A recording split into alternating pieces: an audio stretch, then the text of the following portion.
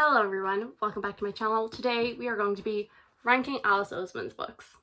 So this has been a bit of a series that I have been doing since the start of my channel. I have done ranking Cassandra Clare books, V. Schwab books, Marissa Meyer books, and the Grishaverse. And then also as like a little bonus, I also ranked every single book I read last year from number 104 to number 1. No tying, no nothing. So I also include that as something I have ranked. Well, I am back at it again, and this time I have decided to do Alice Oseman. I was kind of putting it off until Heartstopper 4 came out, and I wanted to read all of the Heartstopper volumes to try and like figure out where they go in this ranking. And also, a little thing, this is actually like the easiest ranking I've done because I have a very different ratings for all of her books. And I do not own every single one of her, so we will have some stand-ins, like this one, which is this winter. So the first book I'm going to talk about, and in 10th position, is Solitaire, which I do not own the actual cover. So this will be the stand-in. Solitaire was Alice Oseman's first published novel. She wrote it when she was like 17. It was published when she was 19, and I think you can tell. So in Solitaire we follow Tori Spring, and she is just like going through a lot in her personal life, and then this new boy comes into her school and he is very like out there, and then there's like this online prank kind of happening called Solitaire, and so there's like a little bit of a mystery element in there, and then it's just mostly about friendship and her own mental health and all of that. And that is also the book that introduces us to Nick and Charlie. So I gave this book a 2-star when I read it in October of 2019. I think.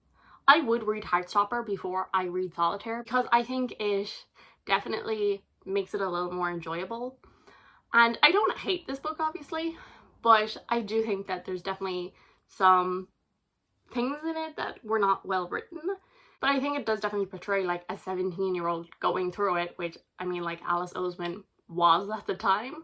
So I'm sure she put just like a lot of her own emotions into it at the time, but that doesn't mean it was the best written. There is now an edited version of it, which was released, was it this year or last year? So Alice Oseman went back, and a lot of either like triggering things or just like phrases here and there that weren't the greatest and all of that, she went back and changed some of it. So I do think like if I reread it, which every so often I do get the urge to reread it, which does not usually happen for my 2-star books. Usually a 2-star book I'm like, done. I don't ever want to see it again. But every so often I'm like, I'd read Solitaire again. I did see it in the new edited version in my bookstore one day, and I was very tempted to pick it up, but I was like, no, I gave it 2 stars. And now I kind of regret it because I kind of want to reread it and see if like the changes would bring it up any bit. Even if I reread it, I don't think it would be like a 4 or 5 star, but I do definitely think it could be bumped up to a 3-star. I don't even remember like who Solitaire was in the end, so I'd be learning something along the way, I guess. So yeah, that is my book in 10th position. So then book that is going to be in 9th position is going to be I Was Born for This. Again, another one that I don't actually own physically. I gave this a 3 out of 5 stars at the time, which oddly enough, I would reread Solitaire despite the fact it was a 2-star, but I wouldn't reread I Was Born for This even though it was a higher rating. So I Was Born for This follows Angel, who is a super big fangirl of this group, and then it also follows Jimmy, who is like one of the stars of this boy band. And you know, coincidentally they like meet, and honestly can't really remember the plot of it. My thing with I Was Born for This is you can tell that her writing is getting better. That was her 3rd published novel, so you can tell that her writing is stronger, and I will not deny that, and that's why it is 3-star, because like objectively I know that it's like pretty solid like written and the characters are interesting, but oh my god, I could not stand Angel. Could not stand her. Because like I can't remember what age she is, but she's like meant to be like 16, 17-ish. And she reminds me of 10-year-old me. I'm like 10-year-old me. And like 10-year-old me was very annoying. Very. Like she was gatekeeping like her fandom. Oh, I was here first. And like that is a very like, as I said, that's like 10-year-old me with like One Direction and Twilight and all of that. But I was 10. I was a child. She is a teenager. So yeah, she infuriated me. And I do think like maybe people would enjoy her a little more if they weren't her at some point in their life. So like that could also just be me being like, oh, I was so embarrassing as a child.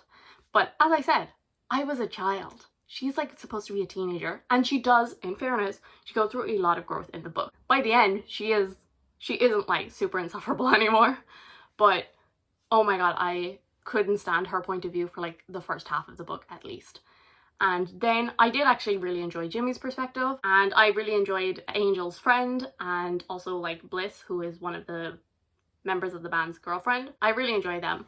And as I said, like I do remember by the end, Angel, like she does go through a lot of character development and realizes like some of the fault in her ways, which is obviously good, but just like the rage I went through for the first however long does not make up for it. So yes, that was a 3-star. The next book that I'm going to talk about, again, is another one I have a stand-in for. All of the ones I have a stand-in for are like the 3 bottom of this list, which is why I don't know them. But it's This Winter. I keep going to say by Alice Oseman. They are all by Alice Oseman. But This Winter is a novella. It would take place in Heartstopper Volume 4. In it, Charlie has like just gotten out of the hospital because of his mental health. It's Christmas. He has an eating disorder, so like Christmas, a big family meal, you know, makes him very nervous. There's a lot of kind of tension, and like the family is very much on edge, and it's definitely just a story of like that tension bubbling over. And I did like this, but it's a novella. Novellas are never going to be like super highly rated for me. I don't think I've ever given like a novella like 5 stars. So I did overall enjoy this. But I will say I read this before the edited version, so again, I think that could bump it up maybe a little more if I read it as the edited version, because I did actually bump up Nick and Charlie, which I'll talk about next. I bumped that up from like a 3 to a 3.5 when I read the edited edition, because like it fixed some continuity issues and also, you know, just like mental health rep and all of that. Overall, it's like a pretty sweet story. It's very Christmassy, and it's a 3-star. Number 7, and the first one I actually own, is going to be Nick and Charlie, which again is a novella. It's pretty short. The writing is pretty big in it, and like it's only like 112 pages I think, and then there's a couple of drawings and stuff in there. So you can fly through this pretty quickly. In this, obviously we're following Nick and Charlie again, but Nick, he is just about to finish school and Charlie is a year behind him in school, and it definitely leaves some questions of what is going to happen after school, because you're going to be going away, and how do we make that work? Like, you know, high school romances don't always last forever, and they're pretty inseparable, and how are they going to, you know, be separate? So I gave this 3 originally. I gave this version a 3.5. There were like a couple of changes, especially to like one relationship that we see in Heartstopper, and they actually originally broke up in this, and I was devastated. And she fixed it so that they didn't. And also like Nellie the dog is also in here, because like Nellie was never mentioned in like any of the other books. I will say this heavily relies on miscommunication, or not even miscommunication, just no communication. But by the end, they realize this and they fix it. If you like really despise miscommunication, maybe don't read this. But I mean, it's just like teenage drama. I think it's very understandable, because both of them have a lot of feelings about Nick leaving and Charlie staying behind, and neither of them really know what that means for them, and none of them really want to say it out loud because they don't want to break up. They're like afraid that the other person will like want to break up or something, and neither of them really want that. But like neither of them know that the other doesn't want that. So it's a little messy, but I mean, teenagers. So yeah, a 3.5. And then the next few are going to get a little messy, because the ratings don't actually match their position in the standings, but I'll explain when I get to it. But in 6th place is going to be Heartstopper Volume 3. In this one, Nick and Charlie go to Paris for a school trip with all of their friends. Nick is dealing with wanting to come out, and we also begin to see Charlie's mental health decline, and there's a lot of sweet moments in here, obviously, but we start to see kind of the more heavy issues in here. This I did give 5 stars.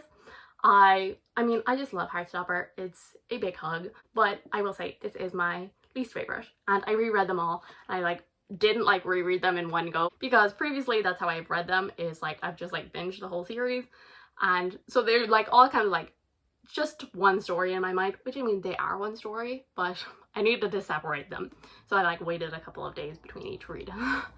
So this is my least favorite, but I mean I still give it 5 stars. I still do really love this. So yeah, that is 6th place. Yes. Yes. And in 5th place is going to be Heartstopper Volume 4. So this is the newest volume, and it just came out in May. I have been reading all of these online as they come out, and you know, it's the highlight of my 1st, 11th and 21st of the month. But this one is a lot heavier than the previous ones, but obviously in typical Heartstopper fashion, it is still filled with absolutely heartfelt and adorable moments. So in this one, we do see Charlie really struggling with his mental health, and we see Nick also really struggling because he doesn't know what to do about this. But we never see like the extent of it, because Alice Oseman has said that she wants this to be about recovery, and she wants it to be about like, she doesn't want it to go into those hard-hitting things like in Solitaire. She wants it to stay on the lighter side, but she also knows that she can't like just skip past it. So it is touched on, but she never goes like super into detail or anything like that. And I think one of the things that I do really like about this is we see Nick as he struggles to know what to do about this, and Nick's mother, who is, you know, an absolute queen, she says it's not your job to like fix him. And I think that's a very important thing that needs to be said a lot, because I think a lot of books can fall into like tropes of, oh, he saves her or she saves him and all of that, and that's just not true. And in this, it's really your job is to support them, not to save them. Again, this is a 5 star, and we get some absolutely Queen Tory moments. But here's where it gets confusing because next on the list in 4th place is going to be Loveless, and I gave this a 4 star. So I'm putting it above 2 5-star books, but it is a 4 star. And like, I'm not saying that these are 4 stars, but I'm not saying this is a 5 star. Like, their ratings are right to me, but I think like objectively this is like better. Heartstopper, like I do think like objectively speaking, they're probably not like 5 star. Like they're not like super incredible, mind-blowing, which I usually do for 5 stars, but also I love them a lot and they make me very happy, so I'm giving them all 5 stars anyway. But Loveless was really close to a 5 star, I will say. I read it last year. It did almost make me cry. Loveless follows Georgia, and she is just heading off to her 1st year of university, and she loves love, but she has never had a crush on anyone. And so she starts to believe that like something is wrong with her or something like that, and then words start getting thrown around, asexual, aromantic, and she starts to question whether these identities could fit for her. And I love this story because of the fact the friendships in here are the main thing. You know, the title is Loveless, but throughout the book she learns that she's not loveless. She has family, she has friends, and those relationships in your life can be just as important, if not more important, than any sort of romantic connection. And I love that. I love books that focus on friendships, and I think this does it brilliantly. And the friend group is amazing. And I will say there's one thing with all of Alice Oseman's books, they have a lot of pop culture references, which I'm like, which kind of annoy me in contemporary books. I prefer when there's not a lot.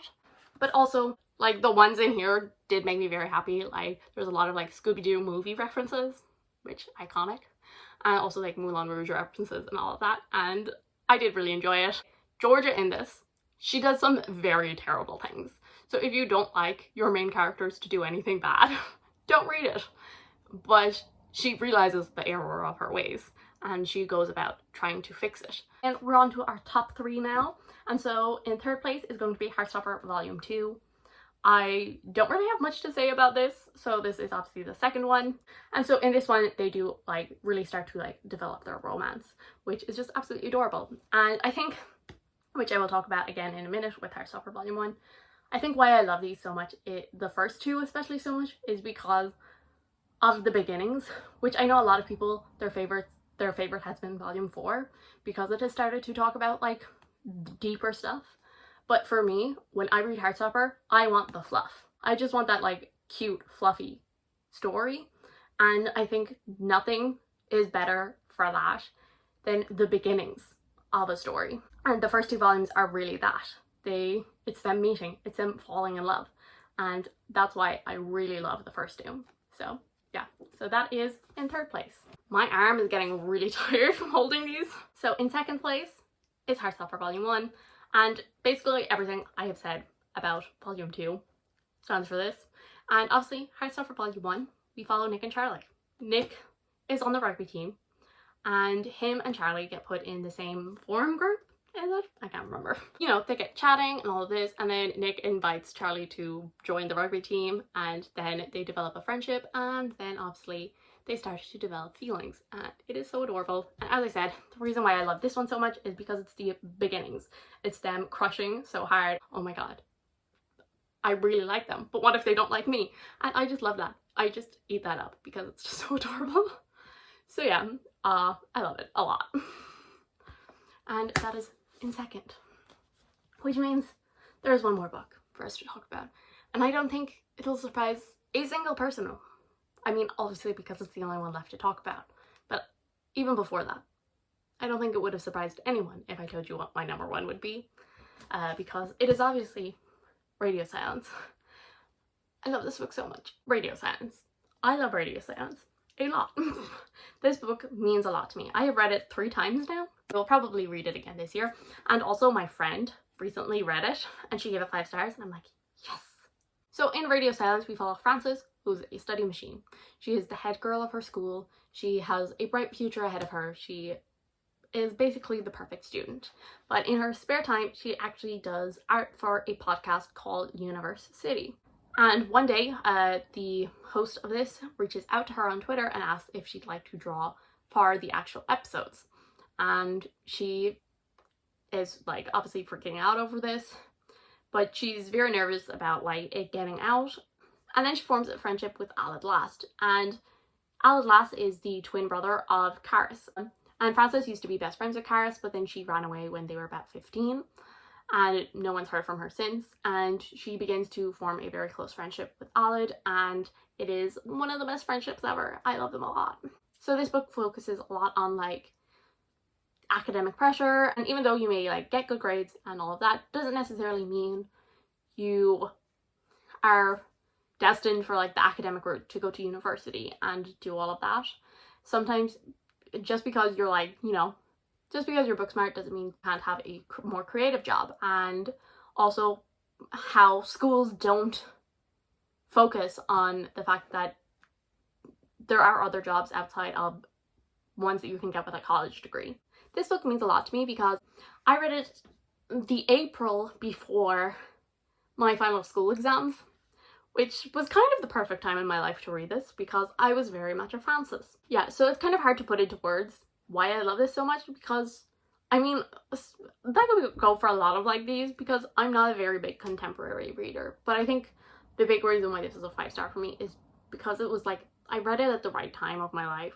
I was like 2-3 months away from doing my final exams, finishing school, and I was still very much like, I don't really know what I want to do. I will apply for these courses because I'm good at these things, but I have no idea what I want to do with my future, which, I mean, I still don't. But I guess it was just comforting to be like, well, I'm not the only one. And every time I reread it, I start to think, I don't think I'm going to love it this time. Every single time I start it and I'm like, why do I love this? And then next thing I know, I finish the book and I'm sobbing at 1 o'clock in the morning. Yep. Would it probably be a 5-star if I read it for like the first time now? Probably not. But it is a 5-star for me. And I think it's always going to be a 5-star for me. And I love it a lot. Okay. So there's all of our books, including our fake stand-ins. So we have 5 stars, and a 4-star, a 3.5, 2 3s, and a 2. So what I'm gathering from this is, Oseman, please never write another standalone full-length novel, because I will probably give it a 1 star. Just the novels is a 2, a 3, a 4, and a 5. So the next one will be a 1, and I don't want that. So so that brings us to the end. Tell me, what other author books would you like to see me rank? There's not a lot of authors. I've read like most of their books. I mean, I've already done all of them. So I think next time I might do maybe like a smaller edition of this, where I like take a couple of authors that don't have a huge backlist. So I don't know. Like, for example, maybe like I take like Elizabeth Acevedo, who only has 3 books. I take, I don't know, I'm trying to like look around to see who I have that like doesn't have a huge backlist. Maybe like Elizabeth Lim. I think she only has like 5 books. So like if I take like a couple, maybe like 2 or 3 authors that have, you know, between like 3 and 5-ish books, and I like just rank all of them, do like little short rankings within a video. So thank you guys so much for watching. I do hope you enjoyed. If you did, subscribe, and I'll see you all in the next one. Bye!